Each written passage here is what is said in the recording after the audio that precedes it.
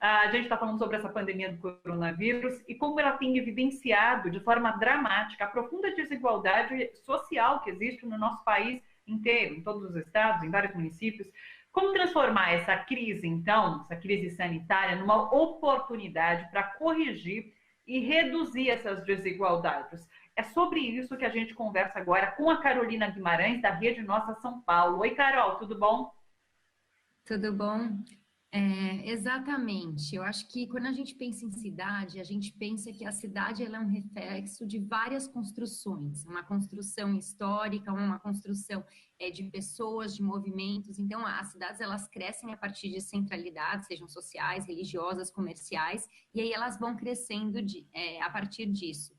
Então, eu acho que nesse momento, a gente, especialmente que a gente foi pego totalmente de surpresa, né? Ninguém poderia prever essa pandemia, a gente começa a notar o que foi construído e que estava funcionando e que mostra eficiente agora e realmente escancara todos os desafios que a gente já tinha, a gente não consertou e fica ainda mais difícil e mais evidente. Então, eu acho que a gente tem esses dois lados. Então, de uma maneira, a gente vê, de um lado a gente vê que você já tinha secretarias, por exemplo, que tinham feito parcerias, que já estavam trabalhando conjuntamente, por exemplo, algumas ações da Secretaria de Desenvolvimento e Assistência Social com o desenvolvimento urbano. Então, agora o trabalho emergencial está sendo conectado e está sendo muito interessante. Do outro lado, você vê como você tem várias deficiências. Óbvio que a desigualdade ela é multidimensional, então quando você fala de desigualdade, você está falando de diversos temas, né, e diversas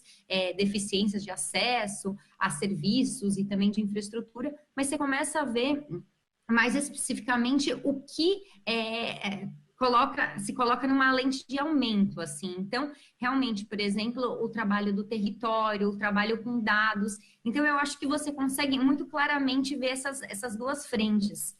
E eu acho que quando a gente está nessa crise, eu acho que vale a pena a gente pensar numa analogia aqui, né? O Átila Lamarino trouxe muito claramente isso durante a fala dele, quando ele fala que se a gente, quando você compara o terremoto do Haiti com o terremoto do Chile, as diferenças na escala foram diferentes, mas no Chile morreu muito menos pessoa. E você pode pensar também, por exemplo, numa casa com goteira. A gente fica vendo as goteiras, a gente vê esse desafio, né? Mas a gente não trabalha estruturalmente, a gente sempre está trabalhando nas consequências e não na causa. E isso ficou muito claro agora. Eu acho também importante, quando você fala sobre as questões municipais, reconhecimento da importância dos territórios, ainda mais nesse momento em que a gente tem o governo federal com algumas diretrizes contrárias ao que mostra a ciência, ao que coloca a ciência como necessária nesse momento de pandemia de coronavírus que a gente passa. No entanto, existe uma autonomia por parte dos territórios, dos estados e municípios, para lidarem da maneira como acharem mais eficiente. Então, de fato, essa autonomia é bastante importante. Entender o território mais ainda, né?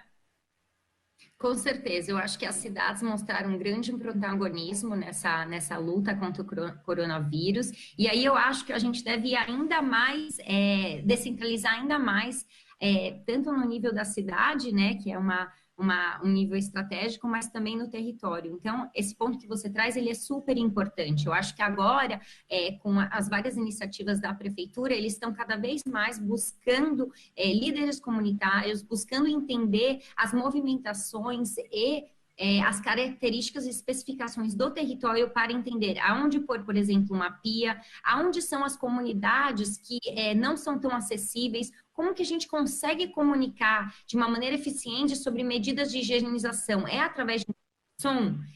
Como que a gente consegue, de maneira simples, chegar a algumas populações que, de repente, não têm acesso à internet?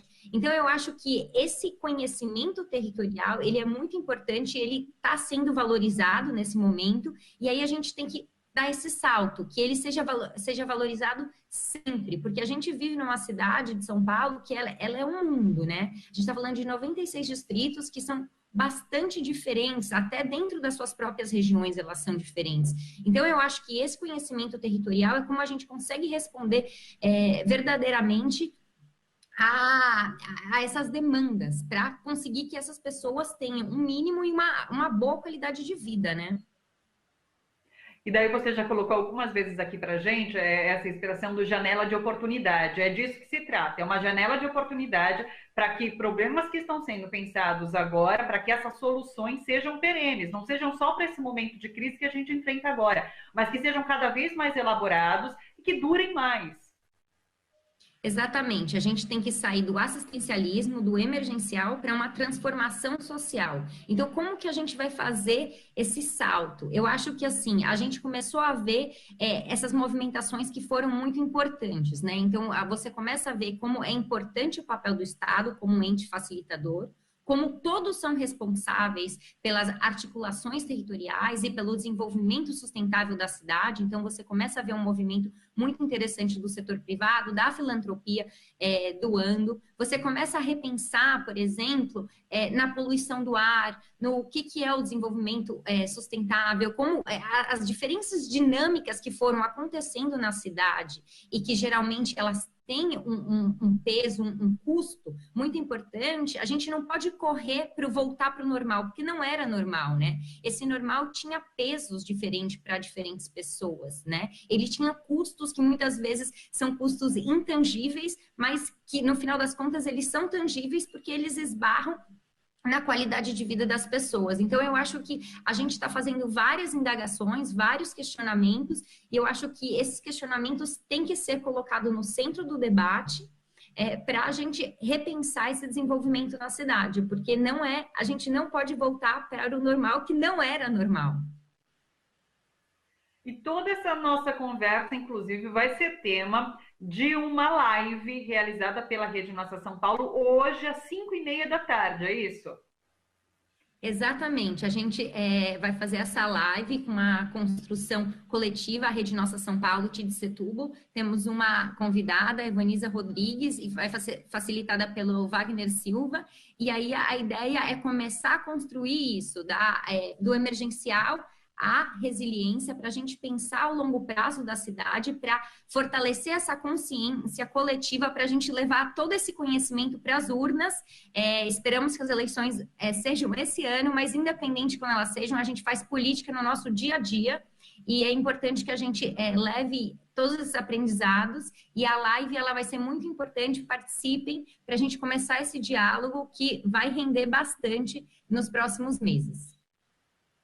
Isso, a live chama do emergencial ao longo prazo, pensando a cidade para além da pandemia, e das convidados vão debater oferta de leito hospitalar, banda larga, renda, habitação, transporte, violência e qualidade de vida. Inclusive, você falou da Evaniza, a Evaniza participou aqui com a gente, excelente, traz um debate sobre a questão da moradia, que é muito importante. Então, muito legal. Olha, se você quiser assistir, vou dar os canais.